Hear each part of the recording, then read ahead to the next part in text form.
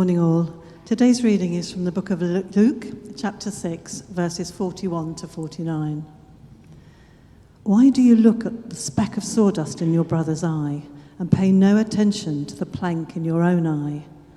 How can you say to your brother, "Brother, let me take that speck out of your eye," when you yourself fail to see the plank in your own eye? You hypocrite! First, take the plank out of your eye, and then you will see clearly to remove the speck from your brother's eye. A tree and its fruit. No good tree bears bad fruit, nor does a bad tree bear good fruit. Each tree is recognized by its own fruit. People do not pick figs from thorn bushes or grapes from briars. A good man brings good things out of the good stored up in his heart, and an evil man brings evil things out of the evil stored up in his heart. For the mouths speak what the heart is full of. The wise and foolish builders. Why do you call me Lord, Lord, and do not do what I say? As for everyone who comes to me and hears my words and puts them into practice, I will show you what they are like. They are like a man building a house who dug down deep and laid the foundation on rock. And when a flood came, the torrents struck that house but could not shake it, because it was well built. But the one who hears my words and does not put them into practice is like a man who built a house on the ground without a foundation. The moment the torrent struck that house, it collapsed, and its destruction was complete. This is the word of the Lord. Good morning, everyone. I hope you're enjoying the sunshine. If you've got good plans today, get out and have fun, enjoy it. As Alan said, so this is the third in a series that we're doing about Be Like Jesus that we've been doing in the morning service, and we're looking at real foundations today. And that whole theme of Be Like Jesus is really what our whole walk of discipleship with him is like, how we become more and more and more like him in our walk every day. So it's a great topic to look into. So a couple of weeks ago, Gillian spoke on the first of this series and looked at rules and our response to rules. And last week, Alan spoke on grace, and this week it's foundations. And just to set the passage that Barbie just read to us in context, so this passage comes right at the end of what in Luke is called the Sermon on the Plains. This is a big talk that Jesus gave to all his supporters and followers. And in Matthew's Gospel, Matthew's version, it's called the Sermon on the Mount, and it's 3 chapters, chapter 5 to 7 in Matthew's Gospel. So it's coming right at the end of a big talk that Jesus has been giving to many hundreds of people. So they're 2 slightly different versions of what's probably the same talk, recollected slightly differently by 2 witnesses. So today we're going to look at these last few verses right at the end of this amazing talk. We focus on the first 2 parts quite briefly, and then spend a bit more time on the third part. So the first part, verses 41 to 42.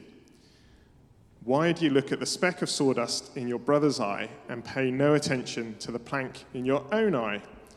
How can you say to your brother, "Brother, let me take the speck out of your eye," when you yourself fail to see the plank in your own eye?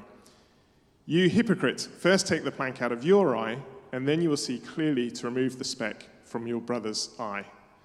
So I think we look at that and we can see, Jesus has very strong views about hypocrisy and about the way we can sometimes behave in ways that, and then criticize others for behaving in that same way. And it's not a good look. And this verse always makes me think of getting the train to work from Teddington. So if we all went out of here and got on the train at Sunbury, went a few stops up, we come to Teddington Station. And one of the things about Teddington Station is where you buy your ticket, where you enter the station, and where you cross from one side to the other side are all in exactly the same place. So in a rush hour in the morning, there's a huge logjam getting in there. And many a time, I've been sat on that train, going up to London to work, and we come through Teddington, and inevitably, there's people running late for the train and rushing to get the train and panicking about missing work. And rushing to get onto the train and shouting at the poor guard who's trying to leave on time so the train doesn't run late, and shouting at them because they don't want to miss the train, and getting on, and they sit in the seat opposite me, exhausted and flustered, having legged it for the train. And 2 stops further up the line, someone else is doing the same thing. And this same person is the one who sat there going, oh, come on, we've got to get to work. What are you waiting for? Holding up for these guys.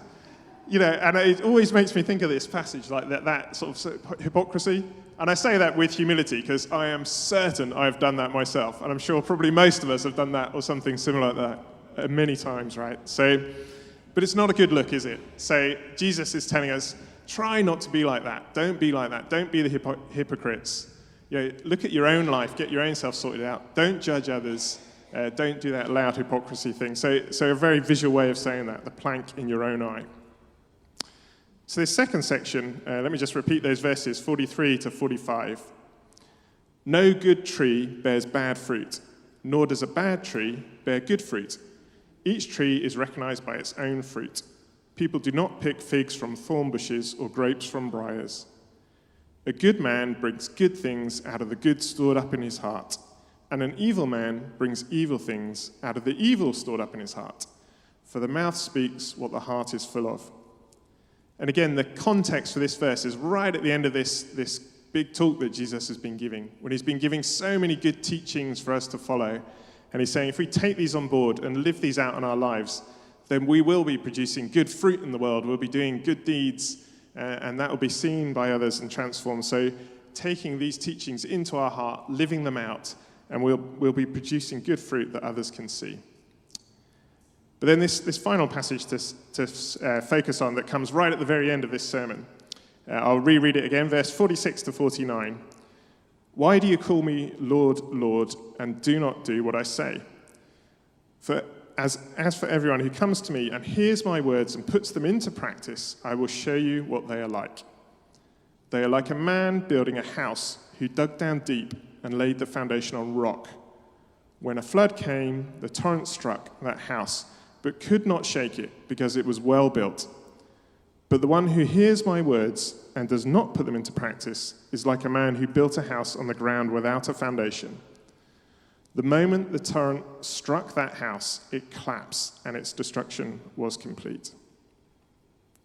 So seeing this verse in its context, coming at the end of this amazing talk that he's given to hundreds of these followers, he's saying, all the things I've been saying, if you take these things that you've heard me saying in this sermon and put them into practice, you will be like that man who's built the house on the rock, and you will not be shaken when tough times come. But if you hear those things and you don't put them into practice, then you'll be like the guy who built on the sand, and when the tough times come, you'll falter and you'll fall away. So let's just remind ourselves what were those teachings that he's been sharing. I'm not going to go right through the whole 3 chapters from Matthew or the whole chapter from Luke, but a quick summary, some of the things that Jesus has been saying in his talk. He's telling us we have to hunger and thirst for righteousness, to fight for justice, to be merciful, to be peacemakers, to forgive everyone, to be faithful, not to be lustful, to love our enemies, to give generously to all in need, to pray regularly, not to be greedy, not to chase after wealth, not to worry, but to trust God, not to judge others, to be humble. So many of these things, I put it all in a kind of word cloud. I don't know if we're able to stick that up, Cole. And you see what's coming through again and again and again from Jesus' teaching. He's telling us, you could summarize these things, he's saying, be full of love, be full of compassion, be full of kindness, be full of humility, forgiveness, grace, mercy, encouragement. And if you do all these things, you'll bear that good fruit. So he's telling his commands, they all come out of this place of love. And this reminds us, in the Bible, Jesus said the 2 greatest commandments were love the Lord your God with all your heart and soul and mind and strength, and love your neighbor as yourself. So all the rules are great and important, but they all boil down to just showing love and compassion and mercy and humility to those around us. And we know even on a sunny day like today, we go out of that door and there's so much pain and hurt in our broken world that actually us putting those words into practice and bringing that love and that healing and that compassion into our world is a really, really powerful thing. And if we look at these kind of words and we look at those teachings and we remember the theme of these series of talks we've been doing, be like Jesus, this is very much what Jesus is like, isn't it? He is humble. He is full of love. He is full of kindness and mercy and compassion. So the teaching he's giving us, he's not being a hypocrite, it's how he is living and how we are to live and to follow him. Just a couple more reflections on this passage. Often when I'd heard this passage in the past, I thought, well, the ones who build the house on the rock, they're following Jesus and they have faith in Jesus. And the ones who build on the sand, they're not. They're following different standards, different values. They're going in a different direction. But actually, it's not what this passage says. If you look at it, it says everybody is listening to his words. The difference is some are going away and putting them into practice, and some are listening and it's not affecting their lives, it's not changing their lives, they're forgetting those words and going away. So the ones who built their house on the rock are the ones who really put the words into practice. Or put another way, it's no good us all coming here week after week and hearing all these things if we go out that door and then just don't put any of that into practice and go out and act in selfish ways and after our own good and what we can get and not everybody else and so on. And this makes me think of another example. So many years we've been to New Wine, the Christian festival. Some of you may know, some of you may have been. And I was always struck that in the morning service there, you'd have this amazing time of worship and of teaching. There'd be thousands of people there, and you're all sort of super hyped up and have an hour of teaching, and it's amazing stuff. And you come out of that thinking, yes, Jesus, I'm going to follow you. I'm going to go out there and change the world. I'm going to be so loving and amazing. And then that finishes, and they have the coffee break, and everybody goes to the back, and 1,000 people try and get coffee from one coffee point. And almost straight away, people are like getting snarky with each other if you're in the queue and stuff. And I sat there thinking, hang on a minute, we've just been listening to all of this, and we've just been there going, yes, we're going to be like that. And we fall at the first hurdle. As soon as we get to a cup of coffee, we've messed that up, right? And again, I have totally done that. I'm not pointing the finger at others. I'm part of that too. So it's no good us hearing all these things, saying we want to do all this, but not going away and putting it into practice. It's how we live as Christians on Monday to Saturday, not on Sunday morning, is the really key thing, right? How we're going out there, putting this into practice in our lives and in our world. And then last thought, in this passage it talks about if you hear these words and put them into practice, then when the hard times come, you will be able to stand. You'll be able to endure rather than collapse and fail in those hard times. And we know that hard times come to every single one of us, right? That's a universal human experience. At some point in our lives, probably at many points in our lives, we'll experience grief, we'll experience loss, we may experience redundancy, illness, divorce, long-term illness. We're going to go through tough times. That's the human condition, and that will happen to us. Personally, we had quite a hard year last year, and Alan mentioned I worked at Tear Fund. It was amazing for 19 years, fantastic work. After those 19 years, they made me redundant, which was not their fault. They had real challenges, but it was a tough time for us last year. I was out of work for several months, looking for work. I'm sure many of you have been in similar situations, and you go through this phase and you're going, come on, God, when is this going to come? It's been such a long time, and I'm applying for things that I'm super overqualified for and not even getting interviewed for, and everybody around me seems to be able to get a job and I don't. It's a tough time, and that's just one thing. Others go through many worse things than that. But being able to know that Jesus loves us and has got us, and we can trust in him and keep walking in him through those tough times. Doesn't make it easy, but he's there, and if we put these teachings into practice, we can continue to show his love even in those tough times.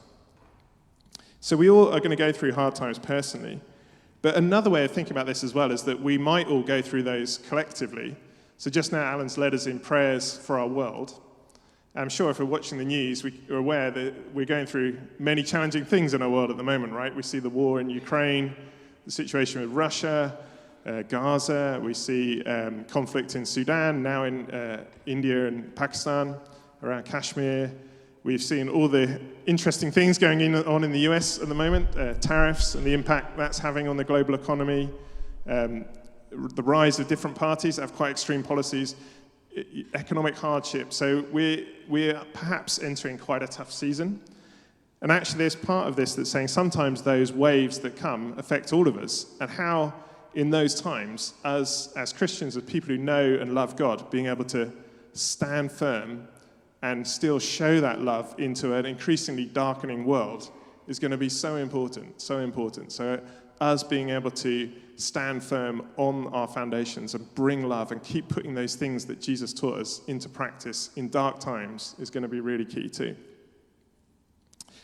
we can all be like Jesus. We can all follow his teaching and put this into practice. As I say, it doesn't mean it'll be easy, but it is something we can do, that we can bring that love in those hard times, both in our own lives and corporately.